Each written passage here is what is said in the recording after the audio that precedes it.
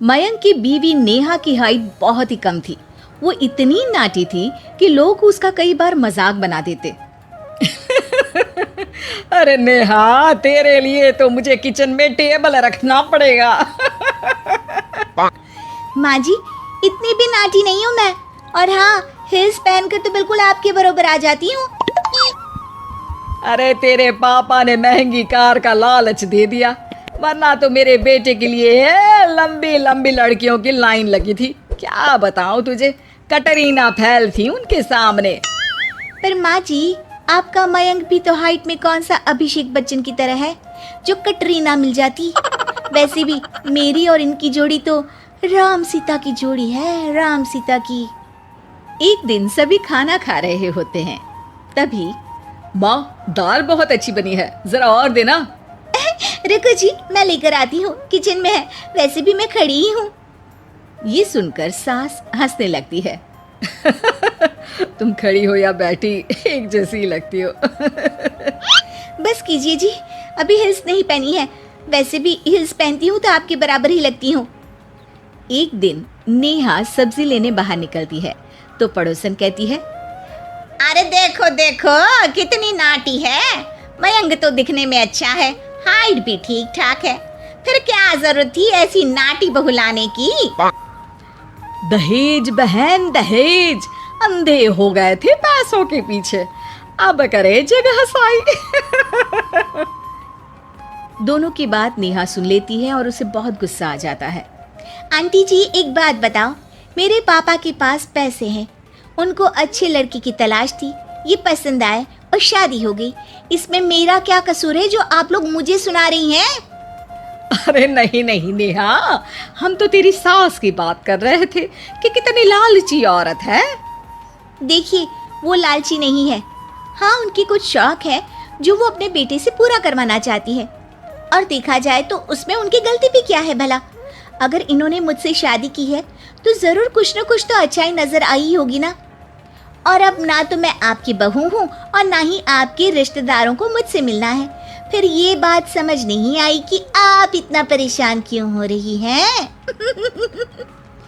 ये बोलकर नेहा वहां से निकल जाती है। नेहा, चलो तैयार हो जाओ, हम लोगों को एक पार्टी में जाना है। नेहा तैयार होकर पार्टी में जाती है, जहां मयंक का दोस्त उससे कहता है, अरे मयंक, तू लकी है यार, तेरी बीवी की हाइट इतनी कम है कि तुझे बच्चे की जरूरत ही नहीं है, भाभी ही बच्ची जैसी है। और मयंक, मेरी बीवी इतनी कम हाइट की हो ना तो मैं तो घर से बाहर ही ना निकलूं, कहीं फुदक कर चली गई तो लेने के देने पड़ जाएंगे। सभी नेहा पर हंसने लगते हैं। तभी पार्टी की जगह पर आग लग जाती है। अरे भागो यहाँ से, जल्दी करो, निकलो यहाँ से। अरे लेकिन बाहर के दरवाजे पर ही आग है, अब कैसे बाहर निकलेंगे, कोई रास्ता भी नहीं है। अरे रास्ता है ना, अगर कोई इस खिड़की से बाहर निकलकर अगर सामने के दरवाजे में आग को बुझा दे तो सब निकल सकते हैं। तभी नेहा उस छोटे से जरोखे से बाहर निकलकर आग को बुझा देती है। अरे वाह, भाभी जी ने तो आज हम सबको बचा लिया। वाह भाई वाह, बीवी हो तो ऐसी, अपने पति ही नहीं बल्कि यहाँ मौजूद सभी की जान बचा ली है इसने। भाई मयंक, माफ कर देना, तेरी बीवी तो सच में कमाल है। मुझे ये बात पता है और मुझे मेरी बीवी पर गर्व है। नेहा मुस्कुराकर अपने पति की तरफ देखती है। कुछ दिनों बाद जब नेहा और उसकी सास मार्केट जाती है, वहां पर, अरे भैया, ये कपड़ा तो देना, कितने का पड़ेगा? माता जी, ये तो बहुत महंगा कपड़ा है, लेकिन अब बस सिर्फ 2 मीटर ही बचा है, मेरे तो किसी काम का है नहीं ये टुकड़ा, तो आप 100 रुपया ही दे दीजिए। अरे भैया, तो मैं क्या करूंगी इस टुकड़े का, लेकिन वैसे है बड़ा ही सुंदर। तभी नेहा बोल पड़ती है, इसमें तो मेरी पूरी ड्रेस बन जाएगी। ये कहकर वो कपड़ा ले लेती है। अगले दिन नेहा वो ड्रेस पहनकर सास के सामने आती है। अरे वाह नेहा, ये ड्रेस तो बहुत ही सुंदर लग रही है, बड़ी महंगी होगी ना? अरे कपड़ा तो मैंने ही पसंद किया था, बस पूरा नहीं था तो इसने ले लिया। सिर्फ 200 रुपये की ड्रेस है ये पूरी। देखो माँ जी, नाटी होने का भी कम फायदा नहीं है। जैसे तैसे दिन कट रहे थे। सास और पड़ोसियों के मजाक बनाने का सिलसिला चल ही रहा था कि एक दिन मोहल्ले से जोर जोर से आवाज आती है, हाय रे मैं मर गई, भगवान मैं क्या करूं। अरे क्या हुआ? देखते हैं तो सभी एक हॉल के सामने भीड़ लगाकर खड़े हैं। मेरा बेटा प्रिंस गड्ढे में गिर गया है। पड़ोसन जोर जोर से रोने लगती है कि तभी वहां नेहा आ जाती है। रोइए मत, मैं प्रिंस को लेकर आती हूँ।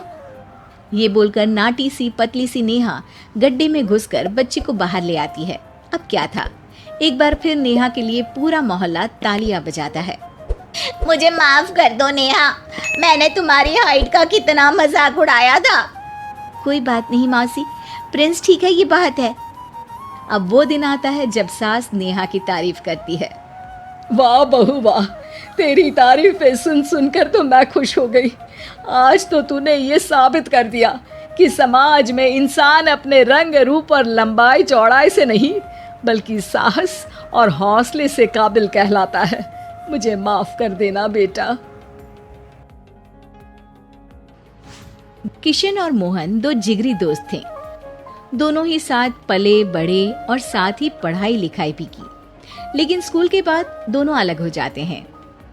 मोहन, हम दोनों आज अलग हो रहे हैं, लेकिन आज से ठीक 20 साल बाद इसी चौराहे पर मिलेंगे। दोनों एक दूसरे से वादा करके अलग हो जाते हैं। किशन दूसरे शहर में आगे की पढ़ाई करने चला जाता है, तो मोहन अपने पिता के साथ उनकी दुकान में हाथ बटाने लगता है। पिताजी, मैं भी किशन की तरह दूसरे शहर में पढ़ने जाना चाहता हूँ। उसके पिता एक शराबी इंसान थे। अरे बेटा, तू क्या करेगा शहर जाकर? अरे पढ़ाई करने के बाद किसी की ऑफिस में नौकरी है ना।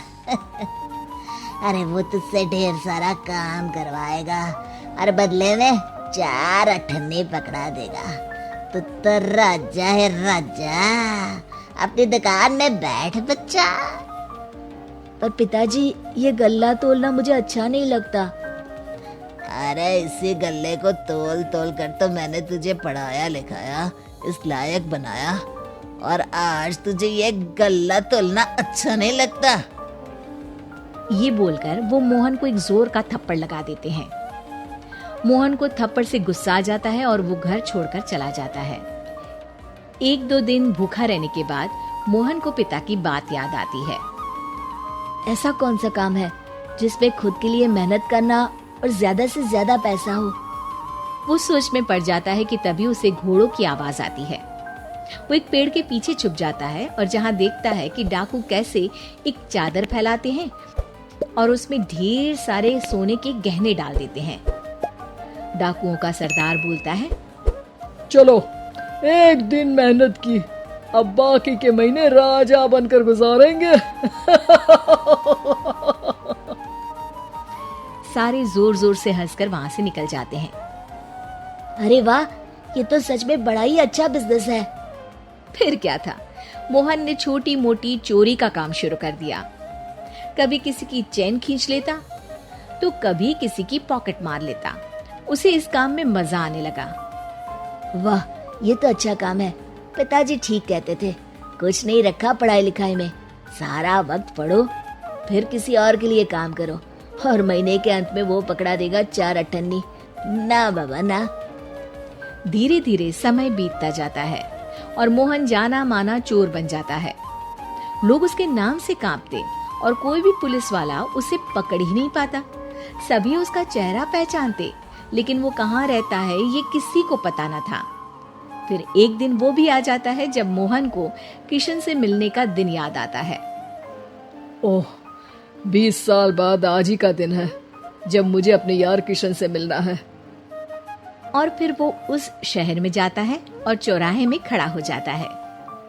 काफी समय तक वो अपने दोस्त का इंतजार करता रहता है, लेकिन वो नहीं आता। मैं भी पागल हूँ, किसे 20 साल पहले की बात याद होगी। कुछ देर इंतजार करने के बाद वो वहां से जाने लगता है कि तभी सामने 2 पुलिस वाले आ जाते हैं और उसे गिरफ्तार कर लेते हैं। मोहन को आश्चर्य होता है कि उन लोगों को मोहन का पता कैसे चला। अब सुनो, तुम लोगों ने अब मुझे पकड़ ही लिया है, तो क्या मैं जान सकता हूँ कि तुम लोगों को ये कैसे पता चला कि मैं यहाँ आने वाला हूँ? उसमें से एक पुलिस वाला मोहन को एक लेटर देता है। मोहन लेटर खोलता है जिसमें लिखा होता है, मेरे जिगरी दोस्त मोहन, मैं जानता था आज दुनिया यहाँ के वहाँ क्यों ना हो जाए, तुम यहाँ मुझसे मिलने जरूर आओगे। आज मन था कि मैं तुम्हें गले लगा लूं, लेकिन फर्ज की दीवार सामने आ गई। 20 साल बाद तुम एक मुजरिम के रूप में मेरे सामने खड़े थे। माफ करना दोस्त, देश के प्रति मेरा फर्ज मेरी दोस्ती के आगे छोटा पड़ गया। मोहन की आंखों में अब आंसू थे। वो चुपचाप वहां हाथों में हथकड़ी बांधे चला जाता है।